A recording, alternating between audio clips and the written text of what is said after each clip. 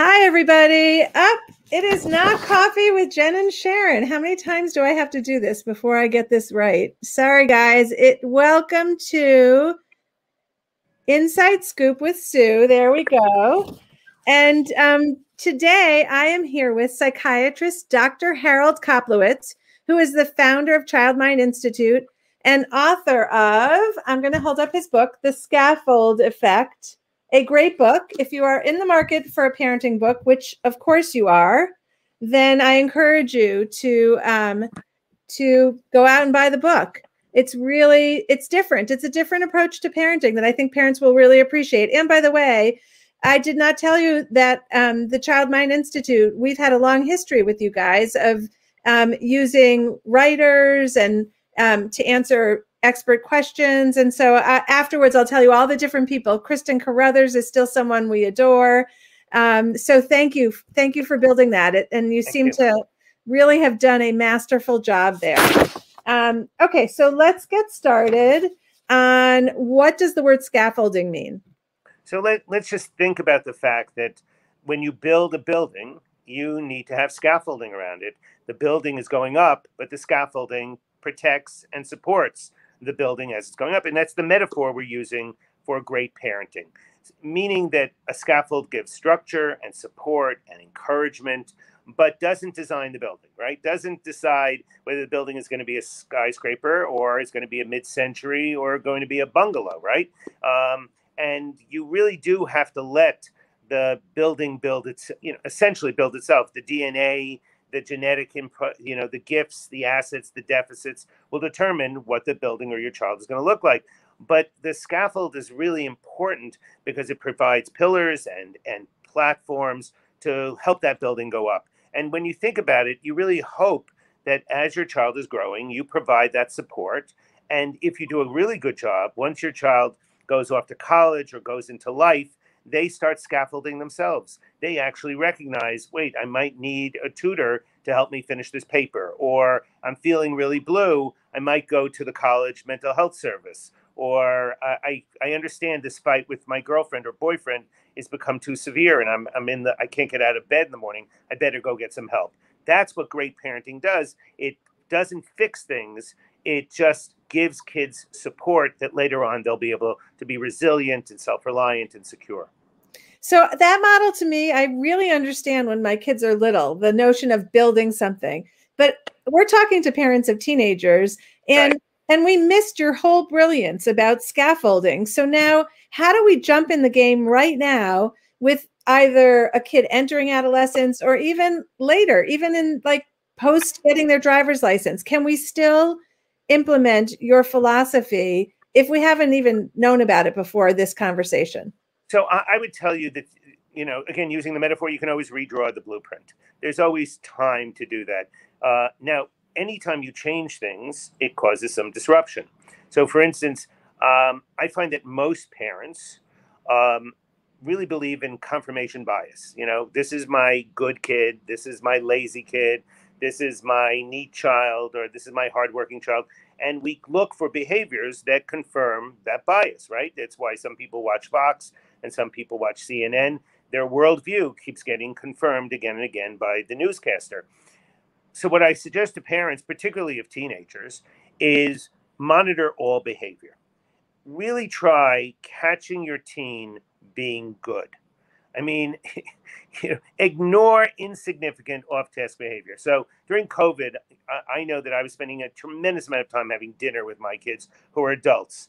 And it is fascinating how easy it is to fall back into old patterns. Put your napkin on your lap. Please don't talk with your mouth full. I mean, they're in their 30s. This is absurd, right? And it's the same thing with teenagers. If you want them to talk to you, don't criticize them. Don't mention something about their hair or the earring or don't judge the conversation if they want to talk about tattoos or something that is going to upset you. Try to listen and monitor all behavior and catch them being good. Thank you so much for setting the table. Thank you for sharing that wonderful story with me. It made me laugh. Do things that typically we don't do. In other words, we don't really tell people how good they are or how much we appreciate them. Two things will happen. During the first 2 weeks, someone will think, your child will think your mother was captured by a body snatcher. This can't be my mother, right? Certainly can't be my father who, stand up straight, write a thank you note, say something interesting. But at the same time, you will get more and more good behavior because teenagers, just like children, want to be good. They want to have praise. So if you can actively ignore the insignificant off-task behavior, if you still intervene when it's egregious, when someone curses you out, or someone throws a plate, or someone is really rude, you can call them out on it. But otherwise, the small stuff, ignore, focus, and catch your kid being good. Your kid will give you more and more good behavior. The other thing about being a teenager is that most parents forget that we are still the most influential factor in our kids' lives. The peer group has gotten more influential than it was before, but nevertheless, we still are the most influential, which means that we have to keep our voice in there, but not in a pedantic teaching, scolding, shaking your finger way, but listening and making suggestions, because that way, by the way, your kids will hear you. And if you sincerely believe that premarital sex is a problem, if you believe that there's real risks with using marijuana, you should be able to share those viewpoints with your child, knowing that you don't have control, that they may choose to ignore your advice or your opinion, but if you're silent, the peer group becomes more and more powerful and you lose your influence. So I was trying to think, how am I going to get to the next question, which is, it goes against everything I believed my role as a parent was. And then you just gave me the ticket when you said, because your kid may not do what you say anyway, because you really have no control. But I believe, and I believed most of my parenting, I don't believe it anymore because my kids are out of the house, but I believed I had control. So where did that change? I mean, my parents knew they had control. When did it change that I don't have control as a parent? And am I caving to something that is counterproductive if I believe that? Well, I certainly think we have a lot of control when kids are little, right? We're not going to let a little kid run into the middle of the street. We're going to put them in the shallow end of the pool until they learn how to swim. There are certain things, but if we're building resilient kids, right? If we're building self-reliant kids, there are points where we're going to have to let go, and failure is an option. And that's the part, but in my DNA, it's almost like I want to fix things all the time. I mean, I'm a child psychiatrist. I'd like to make kids healthy, and I want them to go out. I want them to leave my office. I want them to go play baseball and ballet and have fun and not sit with a psychiatrist on a weekly basis if not necessary. And the same thing happens with parents. They don't want their kids to feel the harm and the pain that we had. In the book, I very often talk about my mistakes, but my oldest son went off to sleepaway camp. And he was a great athlete. He knew how to pitch and he knew how to serve. And he certainly knew how to sail a boat. And he was a good swimmer. And he was 8 years old and he really wanted to go to this athletic camp. And I have a history of just being very homesick. I wasn't a great athlete. My wife loved sleepaway camp. She went from the time she was 7 to the time she was 14. She played tennis at college. I mean, so it was an interesting genetic mix. So this kid, we thought, perfect. He wants to go to sleepaway camp. We get up to sleepaway camp, and it's visiting day, and he has tears in his eyes, and he says to me, I don't want to stay. And we walk into the woods, and I said, what's the matter? And he says to me, there's no one here to love me. And as soon as he says that, I mean, it's like a wave comes over me. I thought, oh, my God. And my eyes get wet. He says, Dad, don't cry. Big mistake. Don't try to cry. When your kid's upset, you don't get upset. You want to help your kid. You don't want your kid to help you. But what bothered me was I thought, oh, my God, here are the things that really, the pain of sleepaway camp for me was I was incredibly homesick. I had terrible separation anxiety, and I wasn't a good athlete. You need those two. You need to feel you could separate from your parents, and you have to throw the ball and catch the ball. And I thought I protected my son from this terrible feeling that I had, and I wanted him to have a better experience than me. I couldn't fix it, right? So now we were left with, is there something we could do at camp that the camp can fix to make it more pleasant for him and so he can stay? Or as parents, do we declare a victory and say, you made it for 4 weeks, you'll come back next year and you'll try for 6 weeks or 8 weeks. But the point is that I wanted desperately for him to have a better experience than I can. And that you can do, you can support them, you can structure, you can do encouragement. But at the end of the day, you have to be dispassionate also. I'm very bad at dispassion, but the planks of scaffolding are guidance and a warmth and awareness and patience, but also dispassion. And very often you have to step back and try to be neutral almost and say, I'm upset that you're having such a tough time. Is there anything I can do to make it easier, but not fix it? Which is a very big difference. It's so natural for me to want to rescue them, but that message is you're incompetent. And it's the same thing when you're a teenager. If you're constantly telling them what to do and what not to do, how do you trust them when they're out of your sight? Okay, so you do, adding on to that is this idea of taking an emotional break, and you use the phrase that I love, you're only as happy as your least happy child. I need help with that as a parent, and I think most of us do. I don't know how to get away from that unhappiness that you're describing about your kid at camp, but I know it's not good for my kid. I'm listening to you talk right now, and it sounds like I shouldn't do it. How do I get there? Right. I think it's work. I think that, being a scaffold parent is tough. I have a 33-year-old son and my baby, right? And he called me recently. He flew home from Greece in the middle of this pandemic. He flew home from Greece. He flew back from New York. Then he went to Dulles because he was going to a wedding in West Virginia, and he was part of the wedding party. And he got to Dulles, and he said, the plane is delayed 4 hours. I'll never make it there. And we were chatting on the phone. I said, would you like me to fix this? And he said, no, I just want to be able to vent. Can I talk to you? I'm sure I'll figure it out. And so a few hours later, he called and he said, oh, by the way, I'm at the hotel. You'll find it very amusing. The room is incredibly ugly. It looks like your mother decorated it, meaning his grandmother. And I said, oh, it's really a lovely room. And he said, and I said, what happened? He said, I figured it out. I rented a car. I drove. He didn't need me. I mean, he's better educated than I am. And yet I could have easily fixed it. I called a travel agent. I could have done the whole thing. And I caught myself. And I think we need to catch ourselves and say, do they want us to fix it? And most times your children will tell you, no, I just want to talk to you. I want you to be that support for me. I want you to be that sounding board. I want to be able to hear. And if you have an opinion, I might want it. It's very often my kids will send me work that they've done, an article they've written, and they'll actually say at the end, if you have any comments or edits you want to suggest, I'm open to it. They don't always do that. And so you shouldn't take out your red pen and fix it. You should read it and say, and I think you should try to catch them being good and say, I was really impressed. It's you're very articulate. I don't agree with your point of view, but you really stated it beautifully. I'm sure it's going to be well read or something like that, which is different than redlining it.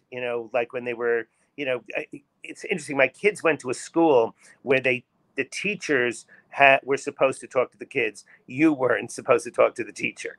And that was hard for us because there were so many times where I wanted to go in and tell the teacher they were wrong. They weren't seeing my kid. And, somehow it all worked out. I also will tell you that we emailed each other, and there was something about the Victorian, your kid turning out to be a mid-century Victorian or a bungalow instead of a skyscraper. And that metaphor works because our oldest son looked like he was going to be a doctor.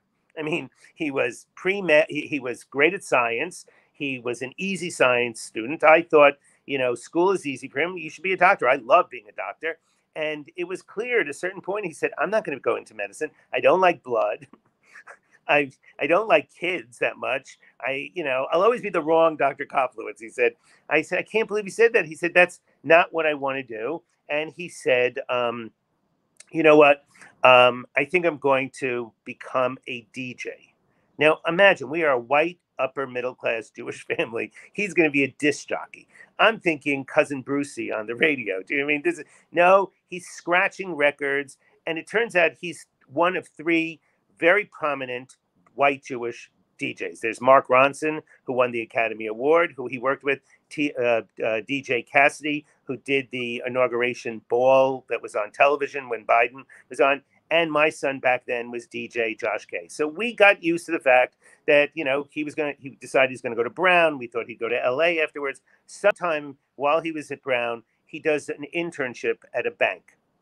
Next thing we know, he is an analyst at one of these big banks, and he talks a different language. It's like we don't recognize him. And now today he runs a private equity firm.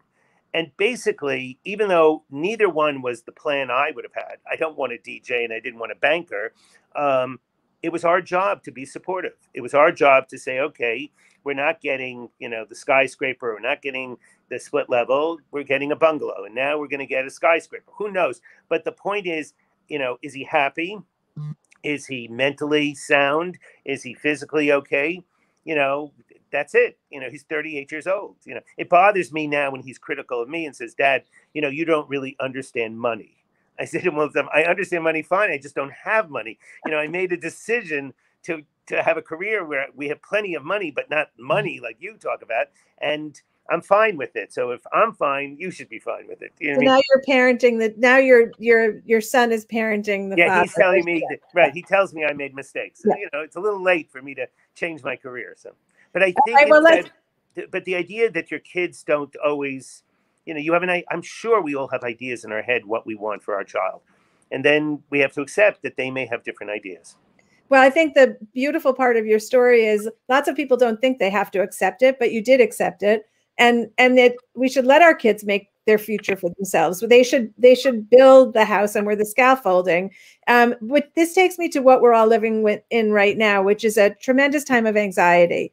So does your model, the Scaffold Effect, how does that bolster us during this time? How do we parent differently during this time when not only are we anxious, but the evidence out there is that kids are more anxious than they've ever been, and with cause. So look, the book was written before COVID, right before COVID.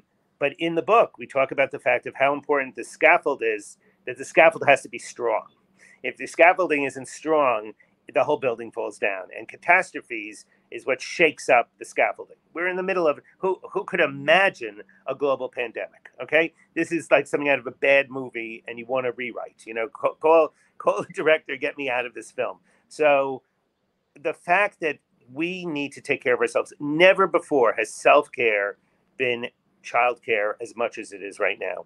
And I think most parents are overwhelmed with too many things to do. So I can make it very simple. I'd like every parent who's listening, especially if you have a teenager, please sleep 7 hours a night. Please get at least 7 hours. Force it. Stop watching Netflix. Don't binge. Don't do Kindle too much.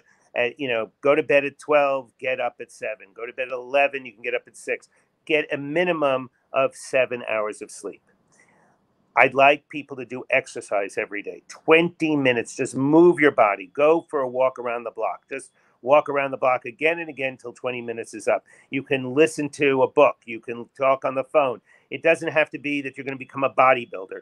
Just 20 minutes of actual moving the muscles, And what we're trying to do is if you can get it to be cardiovascular, blood will rush through your brain. You'll get new blood coming from your heart, and that's good for your brain. The third thing is eat something green, okay? This is, my internist told me during COVID, 3 outcomes of COVID: hunks, chunks, and drunks. I knew he was right when I called the local liquor store, and before I gave them my name, they recognized my telephone number and said, "Oh, hi, Dr. Kopelowicz, another case of vodka?" And I thought, no more vodka for me. So, Hunk left the room a long time ago. But the point is, if you can do, balance your diet. So eat something green, watch that the carbohydrates, especially people over 40, carbohydrates really stick to your body. And the third thing is do something spiritual. If you can't go to synagogue, or you can't go to church, or you can't go to the mosque, do it online. But if you don't believe, get an app like Calm. Do 5 minutes of meditation, of mindfulness. Calm down your amygdala. The amygdala is the part of your brain that screams out when there's a fire, and right now it seems like there's a fire all the time. So we need to calm ourselves down. And if you could do 5 minutes one day and then slowly 6, if you could get to 10 minutes of mindfulness a day, if you could eat something green every day, if you could do some exercise for 20 minutes every day, and if you could sleep 7 hours, that scaffold's going to be a strong scaffold. And I think that's really essential, especially if you have teenagers, because we haven't discussed the fact that adolescents are just different than children and adults. Their brains are different. They are boiling. They are freezing. They hate you. They love you. And when you say you don't really hate that person, no, they really hate that person. And it's like 2-year-olds. They feel as intense as the 2-year-olds when you touch the 2-year-old's head and it's warm. But they have keys to the car. So we have to recognize that until they turn 24 and their prefrontal cortex, the part of the brain in front of their right here, their forehead, is not communicating to the rest of it. So they don't do cause and effect. They just see opportunity and they don't see the risk. It's really important for us to be strong, for us to be able to give them guidance, to be able to give them encouragement and the support and structure. If we're wiped out, and I think COVID wipes us out. I think that particularly now with this damn Delta virus, it's kind of like, oh, I thought I was out of this. You mean, I saw the light at the end of the tunnel and now you're telling me I'm back in the tunnel. That really means that we have to treat this like a marathon. It's not a sprint. We have to get some more energy and we have to keep running. And the only way we can do that for our kids is we have to take care of ourselves. And I have a long list in my book of all the things you could do. But part of what I want you to do is also try to have some fun. If you get enjoyment from gossiping with your friend, go gossip. If you get enjoyment from, hitting a tennis ball, that's great. And if you like to watch certain old movies, do that too. But remember, this is a marathon. We will get through this, but it now looks like we're going to have to deal with this for several more years, like a bad flu, and we're going to get used to wearing masks and social distancing. And it's just, we will survive this.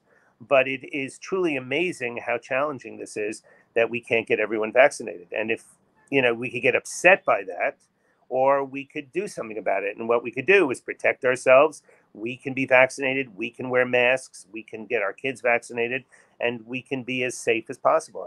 And also, if we do get sick, we will quarantine and stay away from others because, we're good neighbors.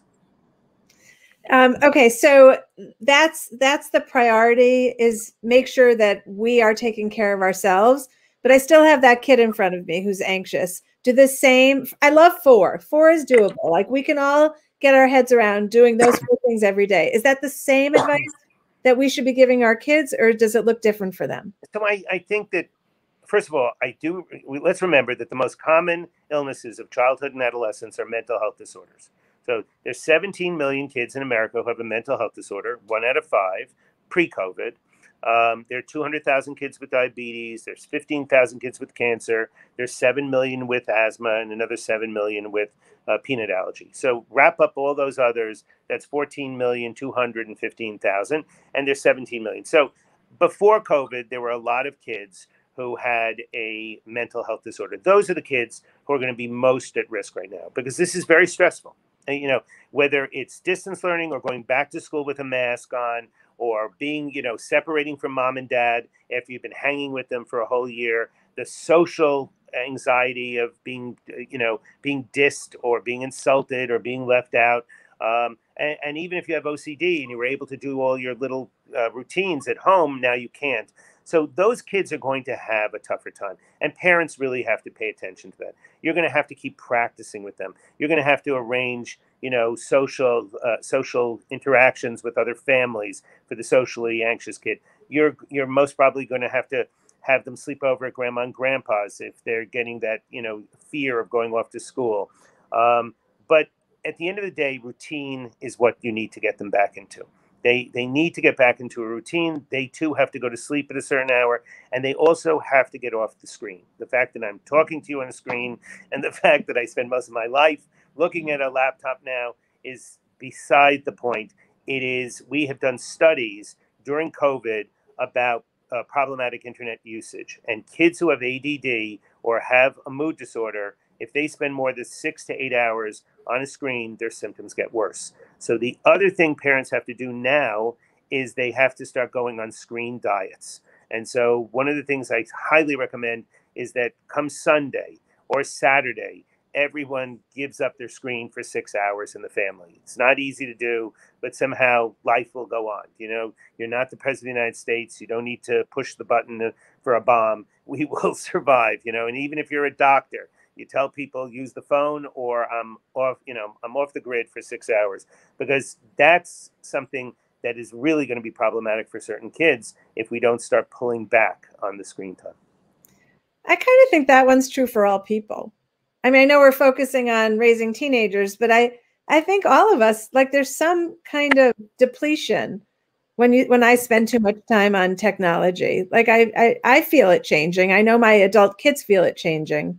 Yeah, so it's really interesting. It's so convenient, and it's so hard now to really go and see someone. You know, it's an effort and there's some risk involved. So we have lots of excuses why we're using them so much. But I think unless we force ourselves to go on this diet, we will just keep eating it. You know, it's like cotton candy. It's you know, it's very sweet. It doesn't really fill us up. You're right, it depletes us, but it's very tasty. And I think we have to force ourselves. And as parents, I think modeling is really important. So that if we're going to sleep, there's a chance your teenager will go to sleep. Not they have bad sleep habits to begin with, but I think the screen business is really important.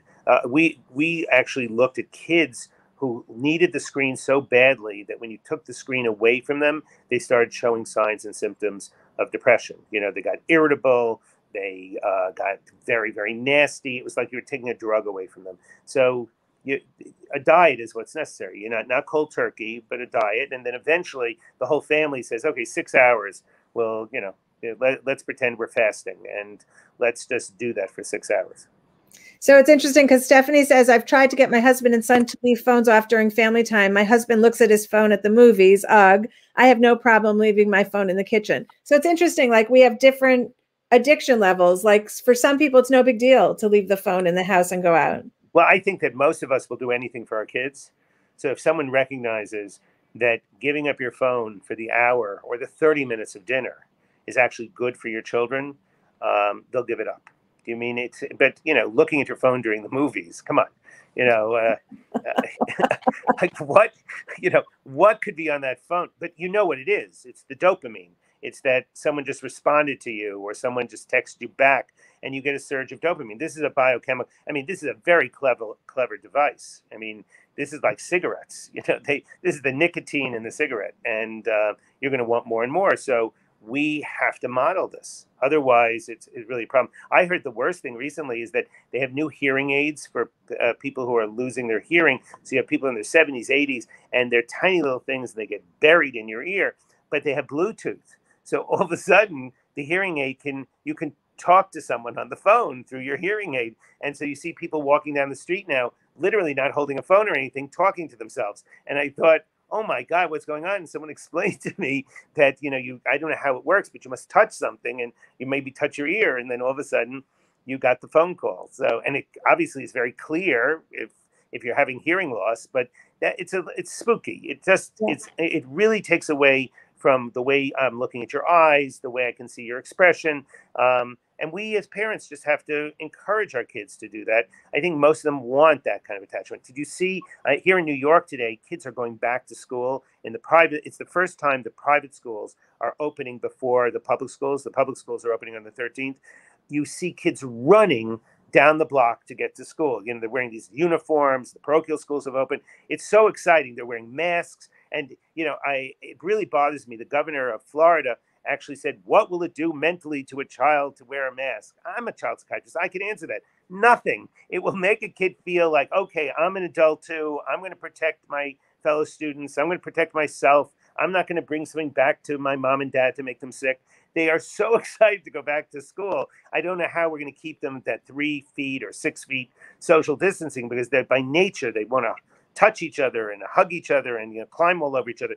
But you can see there's 13 to 24-year-olds took the biggest loss last year, and they're not getting back any of the things they lost. So they, of course, are so hungry for it now that I'm sure putting on a mask is just, you know, minimal kind of requirement so I could hang out with you again. But so wrapping up this idea of what we're dealing with in terms of anxiety, not all kids are running to school right now. Like there are a segment of students who really were happier being at home and learning virtually. So any tips for those parents? Right. So those parents need more work. More tools in the toolbox because their kids got comfortable because anxiety only goes away with exposure. Oh, I don't know where he went. Let's see. Oh, okay. Exposure response prevention. So you're afraid of the dog. We bring you closer and closer to the dog, and eventually you're petting the dog. The anxiety goes away. And so I think that it's really important that we help kids by walking to, teenagers are going to be more difficult, but planning ahead the night before, what time do you want to wake up?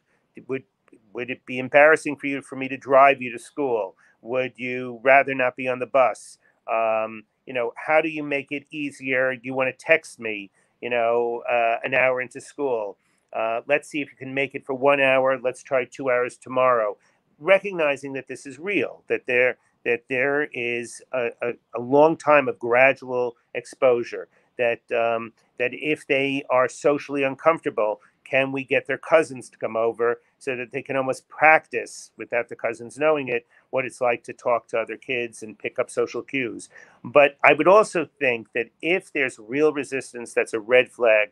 That's when you reach out and get some help. And the only silver linings of COVID is telemental health. So it's pretty easy for us to be able today to get a mental health professional on a screen who can help your child. And I can put in a plug for childmind.org. We got to show you what happened. We've had 58 million visitors, but during COVID, we went from 500,000, literally 500,000 unique visitors a month to 1.6 million. So parents were really looking to us for information about distance learning, about anxiety, about race and racism, how to talk to their kids. We did 170 Facebook Lives and got 3 million parents to watch. So I think that if you're worried about your kid, childmind.org is a great place to start. You can take the symptom checker, and then you can call your pediatrician and say, I think I have something to worry about here. Can you give me the name of someone? And again, maybe on a screen, 2 days later, you're talking to someone. All right, well, let's let Rebecca have her question answered, which is my 13-year-old son's anxiety was bad before COVID. Now he will not go back to school. He will not accept help despite what is offered. How can I get an avoidant, anxious child to engage? Right, so not easy. And I think you have to take him to a mental health professional in the same way that we would treat a seizure or diabetes or a very bad virus that, he was coughing and he's not getting better and it might be turning into pneumonia. And he says, no, I don't want to go to the doctor. You would say, no, you're going to have to go to the doctor. We don't have a choice. You're going to see a doctor. And I think the same thing goes on as parents saying, I'm worried about your mental health. You're uncomfortable. You don't seem to be able to go to school, and maybe it's physical. So we'll go to the pediatrician and make sure your stomach is okay and your headache because you seem to have a lot of symptoms. But it's time to figure out how to get back to school. Here's the good news. Kids who have an anxiety disorder, 12 weeks of therapy, along with an SSRI, Prozac-like medicine, 81% of them get better. Now, that's pretty amazing. I'm not suggesting this kid needs Prozac or a Prozac-like drug, but that's an amazing response. Cognitive behavioral therapy, 12 sessions. So I would start with cognitive CBT, see how it works for 4 weeks. Maybe if the kid's still in pain, then you add some medicine. But the response rates are remarkably good. And left untreated, anxiety gets worse. Kids like Rebecca's son start to have panic attacks, or they start medicating themselves and they reach out for marijuana. And marijuana is particularly bad for anxious kids. That can that can precipitate a panic attack. So I would take anxiety very seriously. It's not only what's happening to his life by missing school and missing the social aspects, it's what's happening to his brain, which is not good. It's misfiring. So I would say this is real. As your parent, we have to do something about this. So, we'll do it on a screen or we'll go in person. We'll go to your pediatrician and we're going to talk to them, but we are going to do something about it. We can't ignore that because that would be bad parenting. Dr. Harold Kopelowicz, thanks so much for being here with us. I'm going to hold up the book one more time. If you liked what you heard today, this is a great parenting book to get. Oh, I think we have some copies. I totally forgot to say that. So we're going to put it, you can email editor@yourteenmag.com if you'd like to be put into the raffle to get a copy of the book. Sorry, I forgot about that. Thanks so much for being here with us. Sue, thank you.